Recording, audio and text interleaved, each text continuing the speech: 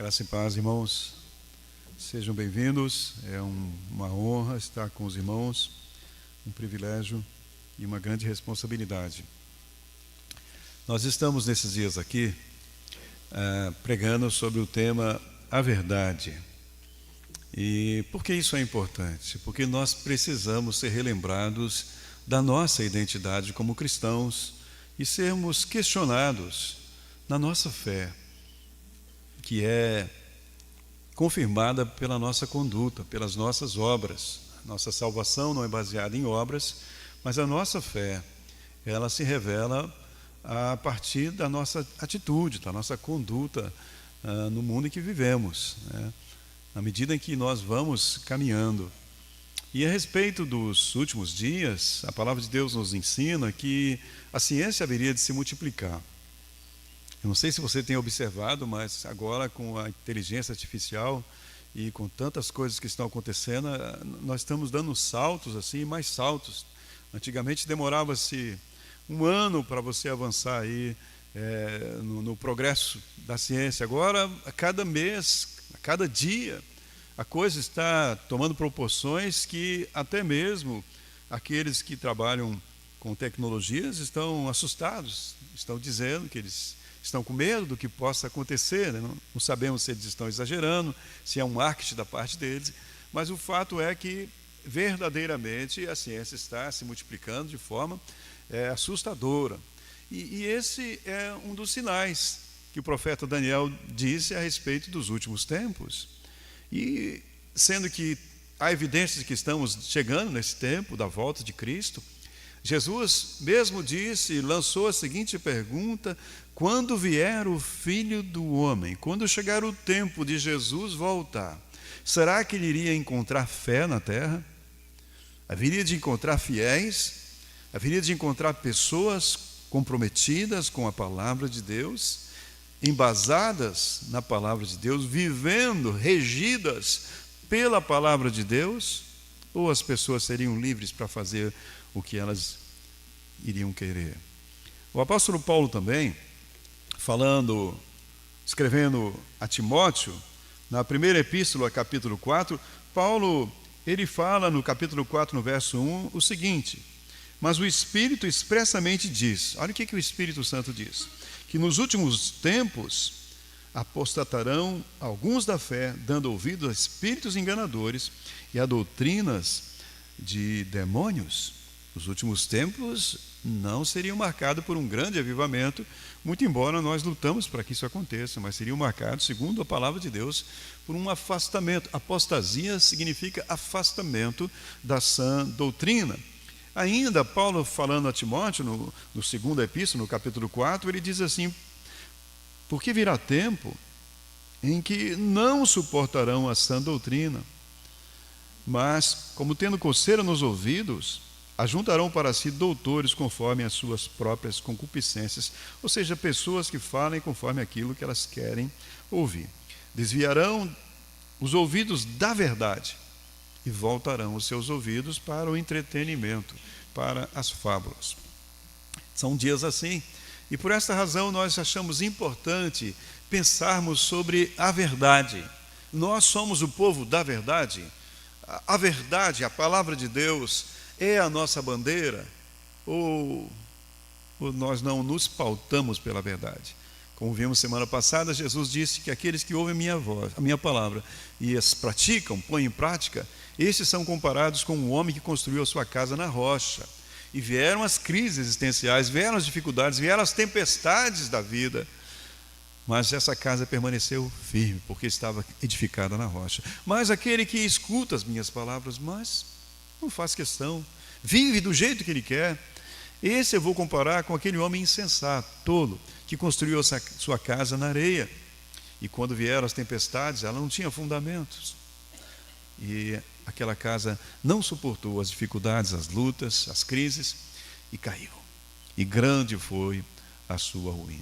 Portanto, irmãos, o alvo nosso é que nós possamos considerar a batalha que nós estamos vivendo nesses dias, nos quais a nossa sociedade tem sido chamada de sociedade fluida ou sociedade líquida, uma sociedade sem compromisso, Nunca vivemos uma época em que o liberalismo fosse tamanho, como se tudo fosse permitido e as pessoas sentissem tão à vontade para fazer qualquer coisa. Nunca se viu uma época assim, dessa forma. E nós?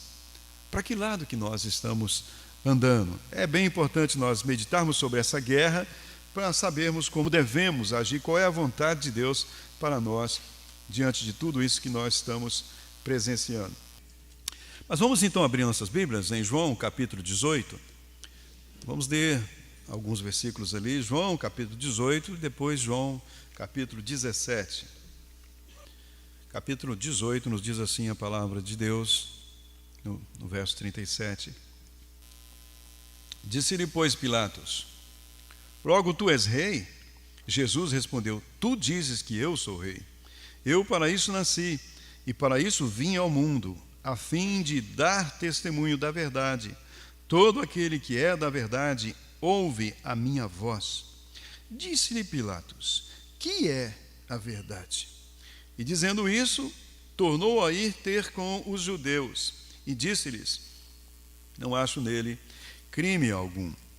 Capítulo 17, no verso 17, Jesus orando ao Pai pelos seus discípulos e para aqueles que no futuro se tornariam seus discípulos, os crentes, no caso nós, que cremos em Jesus hoje.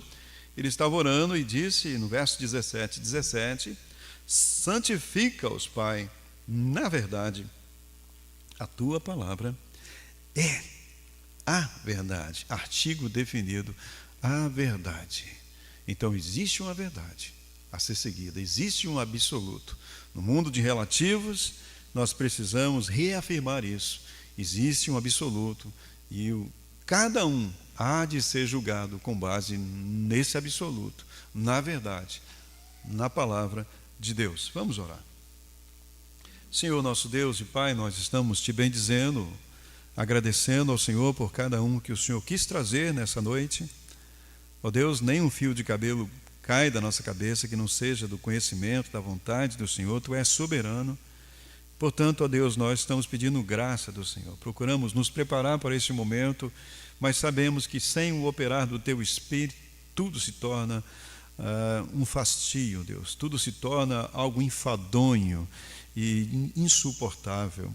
Portanto, nós rogamos graça e misericórdia, que o Senhor esteja avivando a nossa fé, salvando almas, ó Deus, convertendo corações a Ti. Nós clamamos a Sua graça em nome de Jesus.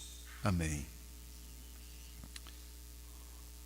A pergunta aqui desse homem que era a autoridade máxima em Jerusalém na época em que Jesus foi crucificado, diante da fala de Jesus, a pergunta de Pilatos é: que é a verdade? Haveria, meus irmãos, uma resposta satisfatória para essa pergunta? Existe verdade?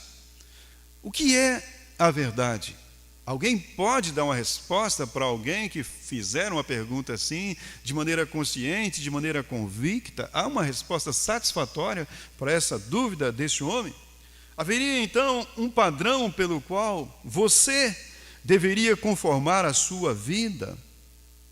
Um padrão pelo qual você deveria aferir a sua conduta, o seu comportamento? Você tem um padrão para si? Ou você vive conforme os seus próprios desejos e pensamentos? Você anda fazendo a vontade da carne e dos pensamentos? O que é que você segue? Francamente, sinceramente, você está seguindo alguma coisa no seu viver? Ou você simplesmente leva a vida de qualquer forma? Faz o que dá na cabeça, está entregue a si mesmo. Existe um padrão? E você pode olhar para esse padrão e quando você encontrar pessoas com dúvidas, querendo saber o que é a verdade, porque você segue um padrão de comportamento baseado na verdade, você então pode mostrar para a pessoa essa verdade que você está seguindo? Ou será que não existe verdade alguma, porque você não segue coisa alguma, apenas segue o seu próprio coração? Qual é a minha verdade, a minha realidade? Eu posso até dizer da boca para fora que Jesus é o caminho, a verdade e a vida. Não é? Posso até falar isso porque eu aprendi isso, mas e na minha prática? Como que isso afeta as minhas escolhas do dia a dia. Há uma verdade que eu possa apontar para as pessoas de maneira absoluta e dizer, essa é a verdade, e eu estou nessa verdade. Pilatos, que aqui faz esta pergunta, o que nós podemos perceber da atitude desse homem aqui? Meus irmãos, ou esse homem não estava interessado na resposta, ele faz a pergunta, mas alguém que não quer saber, ou ele não acreditava que Jesus tinha capacidade para respondê-lo, estava menosprezando Jesus, ou poderia ser também que esse homem tinha medo do constrangimento que a resposta de Jesus poderia lhe trazer. E por isso ele não quis investigar muito, não. Ele faz a pergunta e o texto nos mostra que logo em seguida o que ele faz? Ele sai dali, ele se retira rapidamente. E é alguém que pergunta, mas não quer saber. Ele não quis ouvir a réplica, não quis ouvir o que Jesus tinha para dizer, porque ele sai rapidamente de cena. E a gente fica se perguntando, o que teria incomodado tanto a esse homem que lança uma pergunta e não espera a resposta?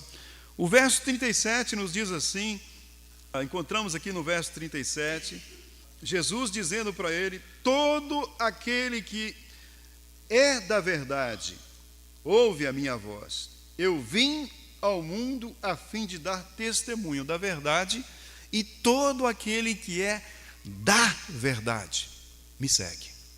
É minha ovelha. Essa é uma característica. É aquele que conduz a sua vida não com base nos seus sonhos e pensamentos, entregue as suas vaidades, as suas paixões e faz o que quiser porque acha que é dono do nariz. Não. Esse não é da verdade. Por que não é da verdade? Porque o coração dele é enganoso. O coração dele pensa uma coisa, outra coisa, vive de conveniência e se torna conivente com os erros, se isso for conveniente. Então não é da verdade. Mas aquele que é a verdade tem uma fonte exterior de orientação que não é a sua própria mente. É alguém que está conduzido por um padrão, que se deixa guiar. Quem é da verdade? Jesus se coloca como essa verdade. Eu vim dar testemunho da verdade, e quem é da verdade ouve o que eu falo. Pode parecer uma coisa um tanto presunçosa isso, né? Mas não é não. Se qualquer um de nós que falasse isso, seria muita arrogância, mas não é o caso de Jesus. Por quê? Porque Ele é Deus, meus irmãos. Ele estava sendo verdadeiro e sincero, Ele é Deus. E Ele não tinha outra coisa para falar, a não ser isso mesmo. Ele é o Salvador, Ele é a solução para a humanidade perdida, Ele é o caminho. As pessoas que não sabem para onde estão indo, Ele é a direção. E Ele foi humilde. Sim, ser humilde é assumir o que você é, seja ruim ou seja bom. O humilde é aquele que tem consciência da sua verdade. E Jesus assume isso aqui e mostra para aquele homem o que ele era, mas ele não estava interessado nisso. Ele ficou incomodado com isso. Porque, meus irmãos, não é possível você estar diante da verdade, admitir a verdade. E isso poderia acontecer com Pilatos. Se Jesus respondesse, Pilatos poderia ficar embaraçado com o que Jesus haveria de dizer, e ele era um homem público, e aquilo poderia comprometê-lo. Então é mais fácil eu fugir logo antes que me comprometa demais, antes que eu fique embaraçado com o que ele vai dizer, não é? Então, porque não é possível você estar diante da verdade, admitir que algo seja a verdade, e ao mesmo tempo você ser passivo, não se comprometer. Portanto, era mais conveniente para aquele homem ignorar a Jesus do que investigar mais a fundo o que Jesus estava dizendo. Quando você tem diante de si uma verdade, ela te desafia a tomar uma posição, e isso pode ficar feio para você se está numa situação pública, não é? Então é melhor disfarçar, despistar e voltar para a sua zona de conforto, voltar para cima do muro, porque se há uma expressão da verdade, aquilo nos cutuca, aquilo nos chama para tomar uma posição ou de rebelião ou de submissão, não é? E Pilatos, ele não queria complicar a sua própria vida. E da mesma forma, meus irmãos, sempre que essa questão é levantada, que é a verdade, sempre essa questão da verdade é levantada, muitos são aqueles que, procurando virar as costas, procurando fugir do incômodo da reflexão, acabam encerrando o assunto dizendo o seguinte: não há uma verdade absoluta. E cada um tem a sua própria verdade, porque cada cabeça é uma sentença, não é o ditado que se aceita por aí? Cada cabeça é uma sentença, então cada um faz o que quer, você tem a sua verdade, eu tenho a minha, cada um fica com a sua. Não vamos traçar uma linha reta, porque não é bem assim, não é muito complicado. E esse é o pensamento mais aceito entre os filhos de Adão, entre a humanidade caída. O pensamento de cada um pode ter a sua própria verdade, cada um vive conforme a sua própria filosofia de vida. É o pensamento mais atraente, mais simpático, mais democrático. Siga o que você quer seguir. E ainda que as pessoas elas não tenham esperança em si mesmas, ainda que elas estejam cegas quanto ao que as está esperando depois da morte, ainda que elas não tenham certeza plena sobre muitas coisas, ainda assim, meus irmãos, a tendência de muitas pessoas é se darem por seguras e ignorar tudo aquilo que lhes pareça ser uma proposta de absoluto, uma proposta de dar um trilho para o trem das suas paixões, porque elas não querem compromisso. Elas querem viver realmente de acordo com os seus sentimentos, com aquilo que brota nos seus corações. E ainda que não tenham certeza para onde que aquilo irá levá-las, elas ainda assim preferem viver na sua inconsistência, no seu descompromisso, na sua inconstância, do que assumir um compromisso com algo que dê direção, que as coloque numa linha reta de andar. Algumas dessas pessoas, elas estão até dispostas a aceitar a Bíblia. Como assim dispostas a aceitar a Bíblia se elas são relativistas? Mas é exatamente isso. Estão até dispostas a aceitar a Bíblia, desde que possam dar à Bíblia a interpretação que elas querem. Desde que elas possam ter o direito de dar à Bíblia uma interpretação que lhes deixe confortáveis na posição em que se encontram. Desde que a Bíblia não venha me apelar à consciência, dizendo que eu tenho que deixar aquele comportamento. Desde que eu fique entregue às minhas próprias vontades. Mas, queridos, qual é a fonte desta atitude, dessa repulsa e até mesmo dessa dificuldade de admitir que há uma possibilidade da verdade existir? Por que alguns fogem de uma verdade definida e absoluta e não querem acreditar que isso existe? Por que razão? A Bíblia nos fala, no Salmo 10, no verso 4, que o perverso, que é o perverso? Eu coloquei entre parênteses ali, é o pervertido. O perverso na sua soberba, ou seja, no seu orgulho, o perverso não investiga, ele não examina as coisas a fundo. Por quê? Porque não é interessante para ele. Então, quais são as suas conclusões? Que não existe Deus são todas as suas cogitações. Então, todas as suas conclusões é que Deus não existe. Ele não está interessado em conhecer uma verdade absoluta, porque aquilo vai comprometer o seu dia a dia, a sua forma de viver. E a fonte, conforme esse texto aí, a fonte da repulsa pela verdade não é outra coisa a não ser o orgulho, porque ele se opõe à atitude de dizer o seguinte: eu não sei a verdade, eu estou confuso. O orgulhoso tem dificuldade de admitir isso. Eu estou perdido, eu estou sem rumo, eu preciso de ajuda. O orgulho conspira para que nós possamos dizer essas coisas, conspira contra, para que nós fiquemos ali endurecidos no nosso coração, mas não venhamos dar o braço a torcer. E no lugar disso, então, ao invés de assumir a sua inconsistência, as suas dúvidas, o orgulho leva a pessoa a apostar que não há verdade. Porque se eu digo que não há verdade, então eu não preciso de investigar nada, eu não preciso de mudar coisa alguma na minha vida. Então eu levo o orgulhoso a dizer: não há verdade, que não existe absolutos, que a pessoa pode se dar o direito de viver entregue às suas próprias conjecturações, às suas próprias divagações, seus pensamentos. E assim, tomando essa atitude, ela acaba caminhando para a morte, tendo vivido com base num argumento circular, dando volta em torno de si mesma, vagando em devaneios e se deixando guiar pelas suas imaginações e pelos seus desejos.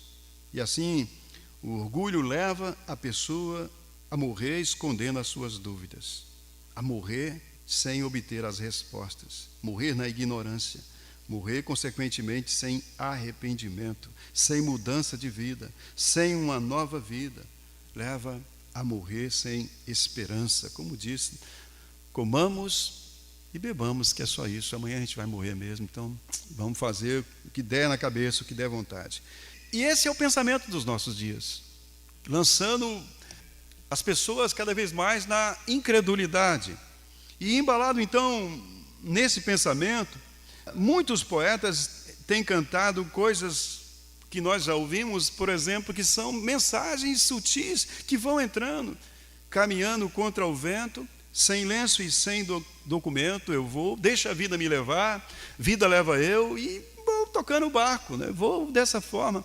John Lennon ainda cantou uma música muito popular, Imagine, né? Uma melodia muito gostosa de ouvir, Imagine all the people living for today. E o que ele diz com isso? Imagine todas as pessoas vivendo só para hoje. Imagine que não existe céu, nem inferno debaixo de nós. Imagine que não existam religiões. Vamos parar com essa confusão, vamos largar a mão disso, né? Vamos pensar só no agora. Imagine que existe só o hoje para nós. E quanta gente foi no embalo de todos esses poetas e mentores, influenciadores dos nossos dias. Muita gente está indo dessa maneira. E dessa forma, então, de maneira inconsequente, irresponsável, irreverente, endeusando o pensamento humano, o pensamento de que não há verdade a ser conhecida e que o aqui e agora é tudo, ainda que dizem isso, mas ainda que essas pessoas não estejam certas de coisa alguma, mas elas querem dizer, não existe verdade. Mas o que eu estou falando é verdade. Está vendo a inconsistência desse pensamento? Não existe verdade. Se não existe verdade, como é que aquilo que eu estou falando é verdade? É incoerente. Então, se não existe verdade, essa afirmação não é verdade. Está entendendo? Nada que você fala é verdade. Nada que qualquer um vier falar é verdade, porque se não existe verdade, então como é que eu digo que não existe verdade, mas aquilo que eu estou dizendo agora é verdade? É verdade que não existe verdade. É uma tremenda incoerência. Então, ainda assim, as pessoas vivem nesse pensamento, se deixam levar por esse pensamento de que não existe verdade a ser reconhecida. E esses formadores de opinião vão então cantando, mesmo dizendo que não há verdade, vão cantando e vão propondo ideias, como se essas ideias fossem alimento para a fome que o coração humano tem de uma satisfação imediata dos seus desejos, mas uma satisfação que os deixe sem culpa.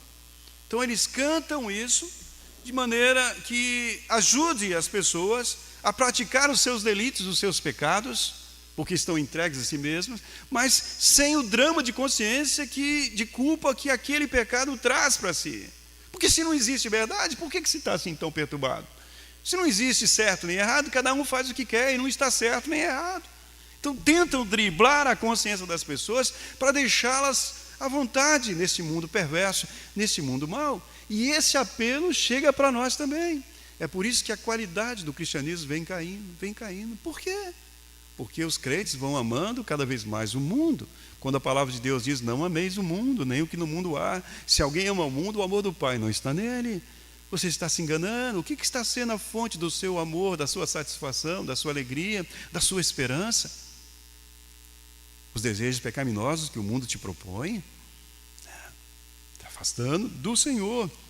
Então, vão indo nessa direção. Então, esses formadores de opinião anunciam aí uma suposta liberdade no descompromisso com a verdade. Como se no descompromisso com a verdade existisse liberdade. Como se existisse liberdade na indefinição, né? Viver sem saber ao certo, viver sem lenço e sem documento, sem compromisso com coisa alguma. Mas, será que a coisa é assim mesmo? Porque quando nós paramos para olhar as tragédias na vida daquelas pessoas que dão ouvido a esses mentores aí, pessoas que sem compromisso com valores definidos passam a viver uma vida desajustada, uma vida sem rumo, uma vida sem esperança, nós chegamos à conclusão, meus irmãos, de que a liberdade ela não está num viver sem compromisso, num viver desencaminhado, num viver inconsequente. Porque quando a gente vê o fim do caminho dessas pessoas, não dá para admitir que aquelas pessoas que fizeram tudo para que todos acreditassem que não existe a verdade, que não existe um compromisso, que não existe um padrão a ser seguido, elas não estavam certas. Até mesmo porque, se eu convenço você que você deve ter uma vida descomprometida de padrão, esse próprio estilo de vida que você escolhe já é um compromisso. Já é um compromisso com o quê? Um compromisso exclusivo com aquilo que te atrai e te seduz. Um compromisso com aquilo que você cobiça e com aquilo que você deseja. De uma forma ou de outra, você está assumindo compromissos. Ou compromissos com a verdade, compromissos com a declaração de Deus que existe um amanhã, ou compromisso com o relativismo e com a crença de que aqui agora é tudo e não vamos importar com coisa alguma que nós fazemos, porque não vamos prestar conta a ninguém. Vamos morrer e logo tudo vai acabar. Mas você está assumindo um compromisso. No fim das contas, esse ato de entregar-se aos próprios desejos, se a gente olha para a história, isso acaba por se revelar como egoísmo, que leva as pessoas ao isolamento, à solidão. Provérbios 18, no verso 1, diz o seguinte: busca satisfazer o seu próprio desejo aquele que se isola, aquele que se fecha dentro de si mesmo. Por que ele se fecha? Porque ele é egoísta. Ele só busca os seus interesses. E ele está fazendo o que, segundo a Bíblia? Ele está se voltando contra toda a sabedoria. Ele se fecha nos seus devaneios, nas suas ideias, para se dar muitas vezes o direito de fazer qualquer coisa. Eu sou dono dos meus pensamentos, eu não sigo regra nenhuma, não existe verdade nenhuma, eu faço a minha própria verdade. Então ele se isola dentro de si mesmo nessas ideias, ele se torna um monstro. São pessoas que pensam apenas no momento, são pessoas que não consideram a família dos outros, são pessoas que desejam o seu prazer, violentam pessoas, maltratam pessoas, usam pessoas e depois descartam pessoas, vão trocando de pessoas no relacionamento, assim, vão vivendo do jeito que o mundo diz que pode se viver nesses dias. Por que se pode viver assim? Porque não existe uma verdade para você seguir, não existe um compromisso. Então viva que nem um cachorro, viva de qualquer forma, você não é nada diferente de um bicho. Então faça o que você quiser, da forma como você quiser. Essa é a ideia, meus irmãos. Por mais que você pode achar que eu estou exagerando, mas é aí, nessa direção, que as sugestões da influência desse dia estão levando as pessoas. Mas, ao contrário disso, a Bíblia diz que isso não é desse jeito. Provérbios 14 diz que há caminhos que para as pessoas pode parecer um caminho interessante, um caminho legal de seguir, o caminho da libertinagem, o caminho da liberdade, mas o fim desses caminhos é o caminho da destruição, é o fracasso. Casa sem base não prevalece. Siga a sua vida sem chão, sem esperança, sem responsabilidade, que você vai ver as consequências disso na sua vida. Eu estava pensando em formadores de opinião, me ocorreu Amy Winehouse. Amy Winehouse era uma inglesa, uma cantora de origem judaica, uma mulher que tinha uma voz maravilhosa. Não faz muito tempo que ela morreu, não é? A voz até aveludada, né? Cantava muito bonito, grave assim. E essa mulher, com certeza, ela recebeu princípios da sua família, mas ela se entregou às drogas, se entregou à vida de qualquer forma, e quando ela morreu, estava uma caveira, estava realmente... Foi colocado duas fotos dela, uma delas sadia, e depois que ela se enveredou pelo caminho do relativismo, abandonou todos os princípios e os paradigmas, quebrou todos os paradigmas, os valores, e se entregou a uma vida de aventuras. Ela se definhou, ficou uma caveira. Outra pessoa foi Whitney Houston. Inclusive, eu morei na mesma cidade da Whitney Houston, em Newark, New Jersey, nos anos de 1983, quando ela é de lá, de Newark, New Jersey, quando ela iniciou a sua carreira, uma carreira meteórica, logo também uma das maiores intérpretes da música americana, né? Fez bastante sucesso, fez filme também. Essa mulher também tinha um princípio. Ela era batista. Ela era batista na sua educação, na sua formação, mas chegou um tempo que ela largou tudo. Ela entrou no caminho do relativismo e o fim dessa mulher foi uma morte precoce também. Assim como Whitney Houston morreu jovem, assim como Amy Winehouse morreu jovem, Whitney Houston também definhou e morreu logo. Foi uma coisa trágica, uma coisa bastante triste. Outra pessoa também assim foi Elvis Presley. Elvis Presley quem era? Elvis Presley foi criado na Assembleia de Deus, ouviu princípios, ouviu a palavra de Deus. Elvis Presley, se você ver a biografia de Elvis Presley, ele vivia um constante drama, um drama de consciência, porque ele sabia que ele estava errado. Até mesmo houve épocas em que ele chamou o quarteto evangélico para cantar no show dele, trazia pessoas para cantar lá. Ele tinha uma perturbação muito grande. Morreu também de overdose, morreu 40 e poucos anos, né? Morreu novo. Pessoas que acreditaram nessas melodias, nesses embalos, nesses pensamentos que estão flutuando nos nossos dias e aumentando de intensidade cada vez mais, nos chamando para viver de qualquer forma, para abrirmos mão do compromisso, abrirmos mão da palavra de Deus e fazermos aquilo que dá no nosso pensamento. Outra vítima dessas foi o Cazuza. Cazuza cantou a confusão mental na qual ele se encontrava, e se encontrava até próximo da sua morte. Eu digo próximo da sua morte porque há relatos de uma enfermeira que disse que, enfermeira que era batista, que cuidou do Cazuza, não sei quantos de vocês sabem disso, ela escreveu um livro, mas a família do Cazuza foi contra, e o livro só teve 3.000 exemplares, uma tiragem de 3.000 exemplares, não pôde ser reeditado. Não sei se houve uma batalha judicial, mas alguma coisa aconteceu. Mas ela foi a enfermeira do Cazuza, que cuidou do Cazuza, e ela pregou. Ela antes de ser enfermeira, ela tinha sido missionária na África, se não me engano, e ela pregou para o Cazuza. Ela conta isso no livro, e ela conta que o Cazuza veio a se arrepender e converter a Cristo e confessar Jesus como o Senhor da sua vida.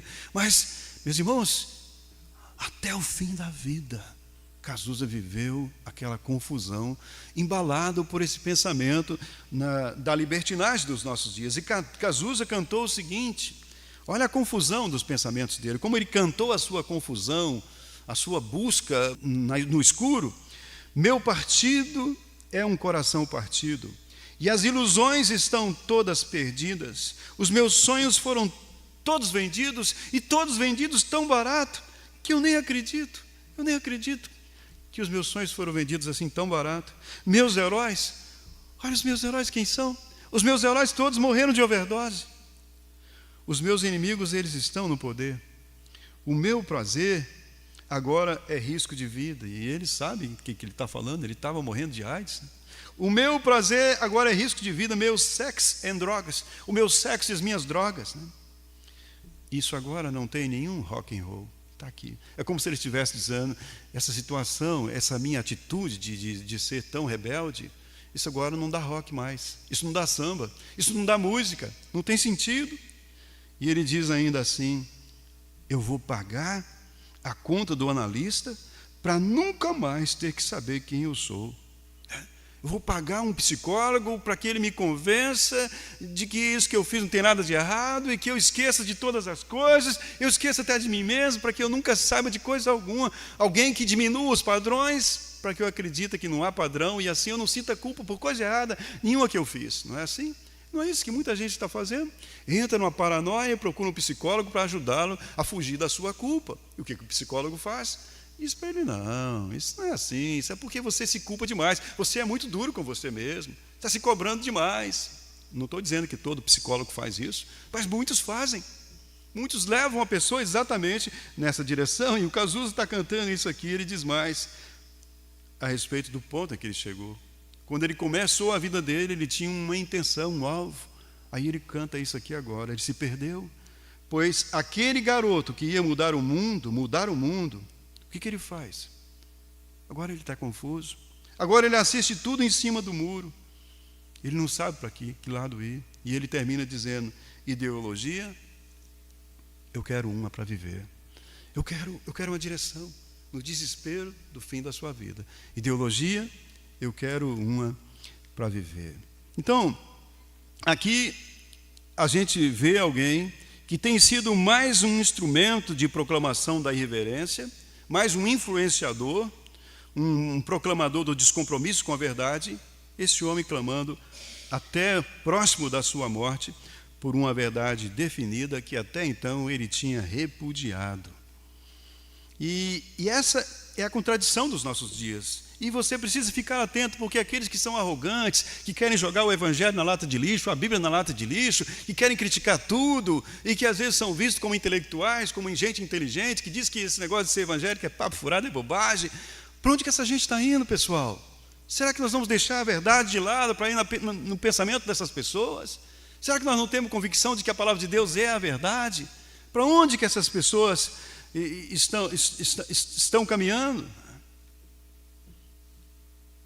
Essas pessoas, eles querem quebrar os paradigmas. O que são paradigmas? São os padrões, são os absolutos, são as declarações, as doutrinas. Querem quebrar os paradigmas, querem detonar os valores judaicos cristãos, mas, por outro lado, eles não oferecem nada que possa nos dar sustentação para a vida, nada que possa colocar por baixo. O que eles querem é pregar a imoralidade completa, é causar um caos. Eu estava lendo isso a respeito do pensamento modernista e pós-moderno essa semana, e a pessoa escreveu um livro e falava exatamente sobre isso. Nós não sabemos aonde a coisa vai dar, mas o que nós sabemos é que nós temos que desconstruir o que está aí, nós temos que quebrar o que está aí. Há medo da gente, ela dizia isso, há medo porque nós não sabemos para onde vai, mas é isso que no momento nós sabemos que temos que fazer. Quer dizer, sabe de quem? Quem disse isso para eles, que eles têm que jogar tudo na lata de lixo? Quem falou isso para eles? Mas é nessa direção que estão indo. E a gente fica pensando, como foi que nós chegamos a esse atual momento de convulsão do pensamento? Atual momento de um viver descomprometido com o padrão e algo que é tão assim atraente, né? Como que nós chegamos a esse ponto? Queridos, partindo do princípio de que o movimento modernista, o que o movimento modernista pensava? Pensava que dispensando a fé, dispensando os antigos padrões, ele poderia encontrar a verdade simplesmente pela sua razão. Ele poderia encontrar a verdade pelos métodos científicos. O movimento modernista pensava assim. Era um tempo no qual a ciência estava se multiplicando, né, começando a despertar, os navios a vapor e todas aquelas coisas acontecendo, né, a luz sendo inventada. Naquele período começa então o modernismo, e esse movimento modernismo, da onde veio também o Darwin com todas as suas ideias, podia achar que vamos jogar todas essas ideias religiosas fora, porque com a nossa razão, com a nossa ciência, com base na ciência, nós vamos encontrar um sentido para a vida. Mas quando essa geração que está aí viu que o modernismo falhou, então agora o atual pensamento pós-moderno, ele concluiu que o culpado de termos chegado a esse ponto de frustração é o fato de que qualquer busca pela verdade é absurda. Por isso que o movimento modernista falhou, porque não existe verdade. Qualquer busca pela verdade é um absurdo. E acho então que essa busca é algo fútil, algo inútil, pois cada um deve estar livre para viver conforme a sua própria concepção da verdade, cada um deve viver conforme a sua própria filosofia. E com isso, se antes a figura de Deus, nos tempos modernos, era algo abominável à luz desses formadores de opinião, esses influenciadores, se a figura de Deus era algo incogitável, agora, nesse tempo que estamos vivendo, já não é mais. Existe lugar para Deus na cultura. Mas de que forma? John MacArthur coloca isso da seguinte forma. John MacArthur diz assim: o alvo da filosofia humana, tempos modernos, costumava ser a verdade sem Deus. Mas agora, nos nossos dias, as filosofias contemporâneas estão abertas à noção de Deus, porém, um Deus sem a verdade. Não um Deus que tem autoridade sobre nós, mas um Deus que nós possamos conceber conforme os nossos desejos. Um Deus que nos larga à vontade, um Deus que simplesmente seja o nosso servo. Não nós como servos de Deus, mas um Deus que nos sirva, só para nos adiantar, para nos ajudar a fazer aquilo que nós queremos. Ou seja, uma espiritualidade pessoal, na qual todos têm liberdade de criar o seu próprio Deus. Que estranho, né? Deus cria o homem conforme a sua imagem e semelhança. Agora, o homem se acha no direito de criar o seu próprio Deus conforme as suas próprias concepções, conforme os seus próprios desejos, conforme a sua própria vontade. Inventar um Deus que não o incomode, que não tenha direito sobre a vida dele, que não diga para ele o que é certo e o que é errado. Você está aí só para me dar o que eu preciso, mas fica no seu canto lá, e me deixa entregue a mim mesmo. Então, John MacArthur diz mais ainda. Ele diz assim: esses deuses pessoais, eles não representam ameaça alguma ao egoísmo pecaminoso, porque de qualquer forma, esses deuses, eles se adaptam às preferências pessoais de todo pecador e não impõem qualquer exigência a ninguém. Não exige nada de ninguém. Você precisa de um Deus assim? De maneira bem honesta, precisa? Não é Deus coisa nenhuma. É a ilusão do ser humano. Ele quer criar para si uma religiosidade que satisfaça esse lado religioso que o ser humano tem por natureza, mas que não o incomode. E esse pensamento pós-moderno, que continua batendo a nossa porta, ele tem encontrado lugar no seio da cristandade, ele tem entrado para dentro da igreja. E por que ele tem entrado para dentro da igreja? Porque ele propõe alargar o caminho estreito. Jesus, o caminho é estreito, mas vem o pensamento pós-moderno, da altermodernidade, como está sendo chamada hoje, uma outra modernidade. Ele vem e fala: não é bem assim não, esse cara está exagerando, ele está querendo levar vocês para o caminho do fanatismo. Não é bem assim. Então vem esse pensamento na intenção dentro das igrejas para tornar largo o caminho que Jesus disse que é estreito. Vem aí para facilitar a vida para aquele que quer estar na igreja e no pecado ao mesmo tempo. E com isso, então, o que acaba acontecendo com as igrejas que seguem nessa direção? Nós estávamos na escola dominical falando sobre isso. Igrejas chamadas pós-modernas, do neo-evangelicalismo. Essas igrejas acabam estourando, incham. São igrejas que incham. Por que omitir a verdade? Para deixar as pessoas entregues a si mesmas, para não confrontá-las, para não ser invasivo, para não entrar muito na vida das pessoas, porque senão elas vão sair da igreja e não vão voltar mais. Elas não vão querer ficar na igreja, elas não irão voltar. E assim, então, quem segue nessa direção faz com que a igreja incha. E a igreja começa assim a encher de falsos cristãos. E a igreja vai se tornando insensível em relação à vontade de Deus. Vai se tornando mundana, acomodada, fria, sem autoridade, sem influência. Vai se tornando sem poder e sem disciplina, e tornando-se sem amor. Provérbios 27, no verso 6, a palavra de Deus nos diz assim: fiéis são as feridas feitas pelo que ama, mas os beijos do que aborrece são enganosos. Quem ama fala a verdade, e a verdade muitas vezes fere, meus irmãos, mas com o propósito de alertar para o abismo que está logo adiante. Então, essa tem sido, meus irmãos, caminhando para o fim, essa tem sido a proposta das igrejas chamadas emergentes. Igrejas paradigmáticas, igrejas que pintam as paredes de preto, igrejas que enchem de luz estroboscópica, igrejas que soltam fumaça, igrejas que põem uma banda de rock, e elas estão querendo o quê?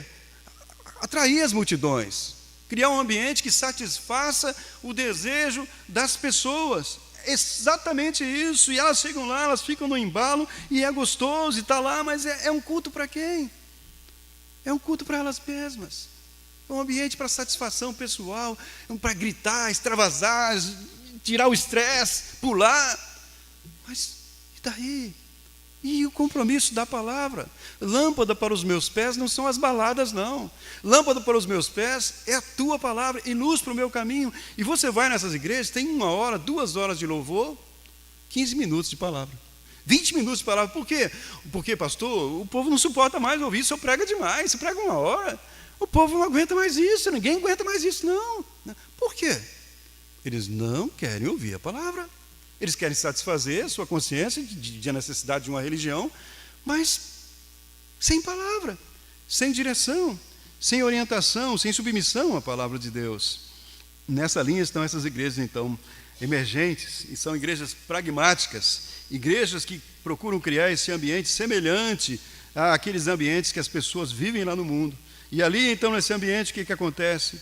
Os pecadores acabam se tornando amigos da igreja, ao mesmo tempo que eles são amantes do mundo. Amigos da igreja e amantes do mundo. Não há mudança. O clima, todo o ambiente coopera para que eles continuem da mesma forma, porque eles não encontram ali nessas igrejas nada diferente do que eles têm lá fora. É a mesma coisa. Essa gente está igual a mim, é do meu time. Esse pessoal é do meu time. Eles são iguais a mim mesmo. Então está tudo bem, eu me sinto em casa aqui. Gostoso desse ambiente aqui, né? Não preciso de mudar. Não tem nada que apela às suas consciências. E assim, então, em nome de um amor licencioso, Jesus passa a ser o quê? Jesus passa a ser uma senha para a inclusão social, num ambiente no qual adúlteros, viciados, gays, lésbicas, todos são aceitos como cristãos, como convertidos ao amor de Jesus, sem que se espere que essas pessoas tenham uma mudança radical em suas vidas, o que não é possível se você se tornar um cristão. Se você se tornar um cristão de verdade, haverá uma mudança radical na sua vida. Haverá. Se não houve, não houve conversão. A própria palavra chama para a incoerência dessa ideia. Jesus diz: arrependei-vos e convertei-vos. Atos dos Apóstolos diz isso, para que sejam apagados os vossos pecados. A pessoa tem que tomar consciência de que aquilo é pecado, e ela tem que se arrepender daquilo, mudar de opinião com relação àquilo, e dar meia volta. Estava indo em direção aos seus prazeres, sem querer saber se Deus concorda ou não concorda. Importante que eu estou gostando. Então, ela tem que mudar essa direção. Isso é conversão. Converter-se da sua própria vontade para a vontade do Senhor. Essa é a condição para a salvação, meus irmãos. Mas o que nós estamos vendo nesses ambientes é um acolhimento de pecadores sem a proclamação da necessidade do arrependimento que foi pregado por Jesus.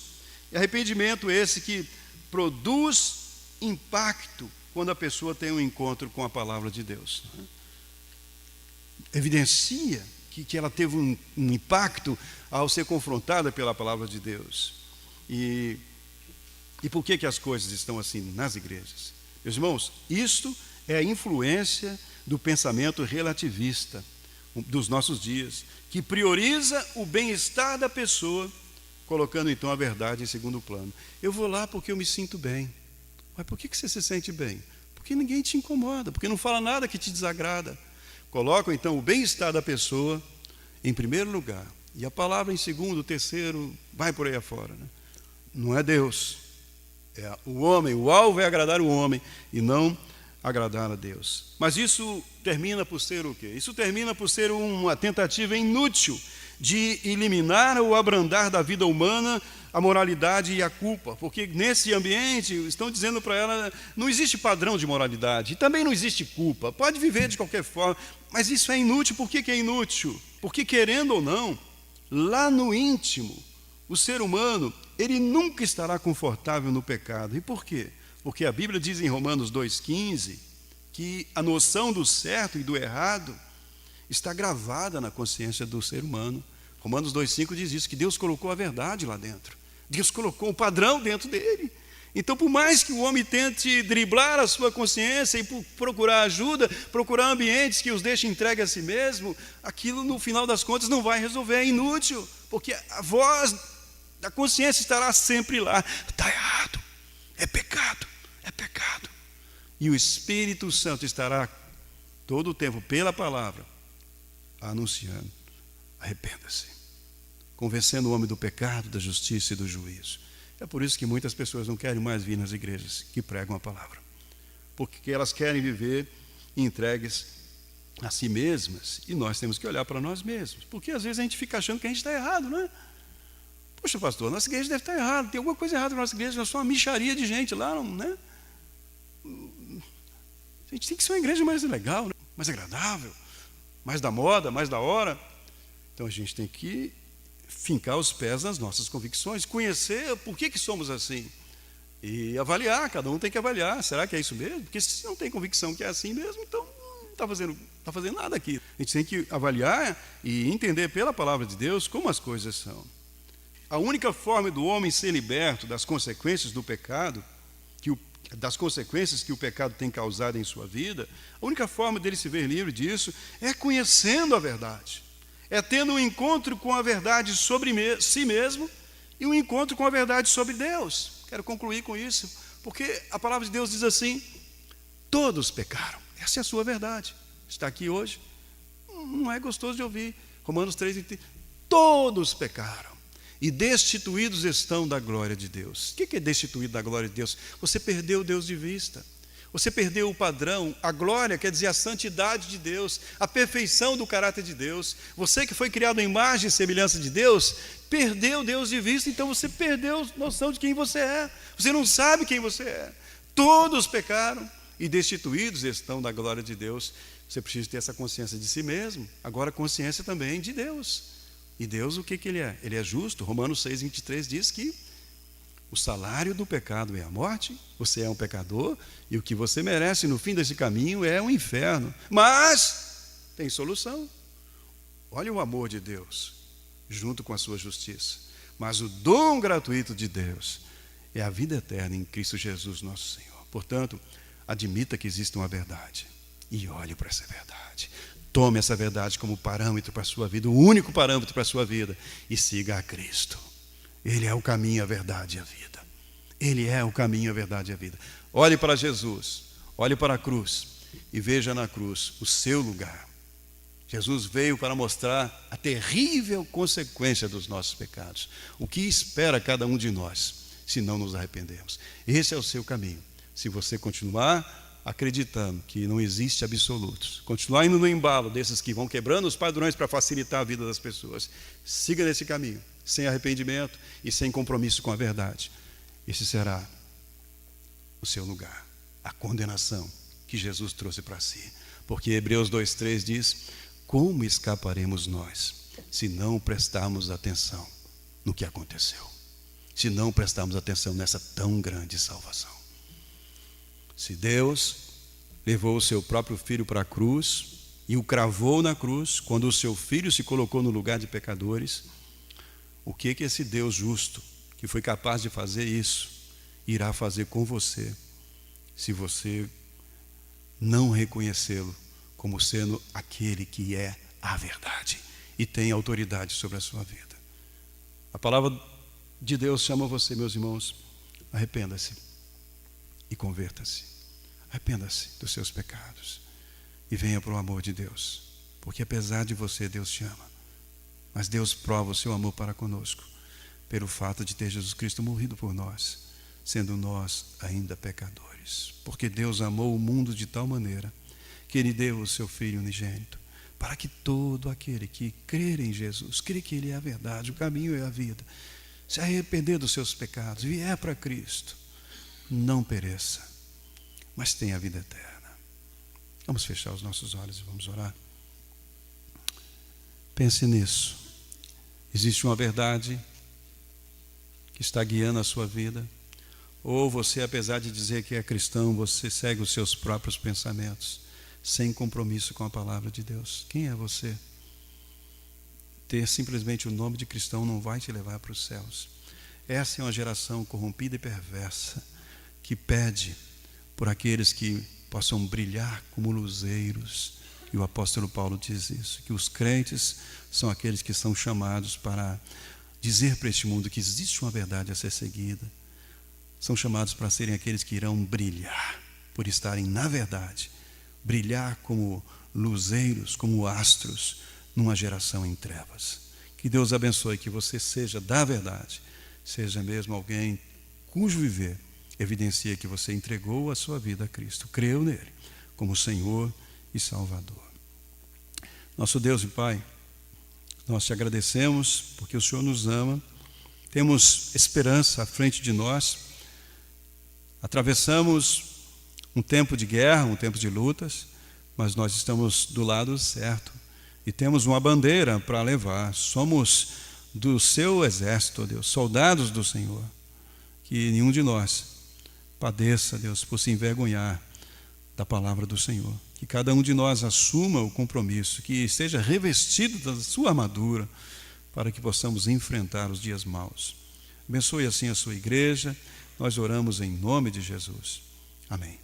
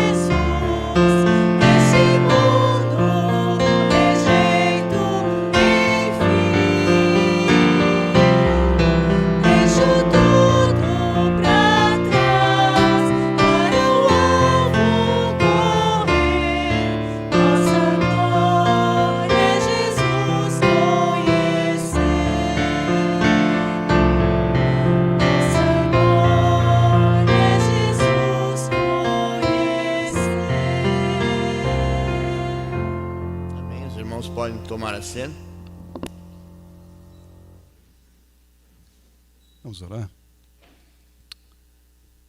O nosso Deus, nós somos totalmente dependentes mesmo do agir do Seu Espírito em nossas vidas, por meio da palavra, para que nossos olhos sejam abertos e nós possamos contemplar a Tua beleza, a Tua glória, Deus, adorar ao Senhor e nos satisfazermos, ó Deus, no conhecimento de quem o Senhor é, da sua fidelidade, daquele que cumpre as promessas, de um Deus que é o autor e o consumador da nossa fé, aquele que nos fez, nos resgatou dos nossos pecados, e é aquele também, ó Deus, que caminha conosco, e é aquele que tem preparado para nós, aqueles que creem, um lar na eternidade.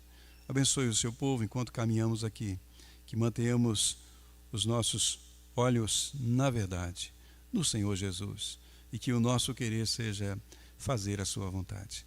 Abençoe assim a sua igreja, pedimos que leve cada um de nós para os nossos lares, debaixo da sua bênção e da sua proteção. Abençoe a semana de trabalho que irá começar, abençoe a vida de cada um, Senhor Deus, guarde, livre do mal, proteja, esteja suprindo as necessidades, dando a cada um coração fiel ao Senhor, um coração amoroso. Abençoe assim o seu povo, Deus. E agora nós oramos, clamando que o amor do Pai, a graça do Senhor Jesus Cristo e a consolação do Santo Espírito de Deus seja sobre a sua igreja aqui e a sua igreja espalhada pela face da terra, agora e para sempre. Amém. Deus te abençoe. Desejamos a você uma boa semana.